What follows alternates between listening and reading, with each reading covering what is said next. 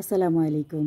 আমি পারুল ইসলাম আপনাদের সাথে আমার লেখা একটা কবিতা আবৃত্তি করে শেয়ার করছি। এই কবিতাটা আমার লাইফের প্রথম কবিতা। আমার মা যখন এই পৃথিবী ছেড়ে চলে যান তখন আমি কবিতাটা লিখি।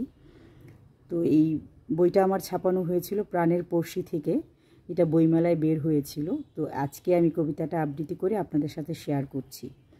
আমার কবিতার নাম মাগো তুমি কোথায় আছো। মাগো তুমি কোথায় আছো কোন সুদূরে, তোমার কথা মনে হলে বুকটা কেমন করে। বাবার কথা হয় না মনে তোমার মতো করে, তোমার কথা মনে হলে চোখ দিয়ে জল পড়ে। মাগো তুমি কোথায় আছো কোন সুদূরে, যেদিন থেকে চলে গেছো ভাল লাগে না কিছু, তোমার কষ্টের স্মৃতি মাগো টানে শুধু পিছু। ঘুম আসে না রাতে মাগো ভাবি জেগে একা, তুমি যে মা জেগেছিলে হাজার রাত্র একা।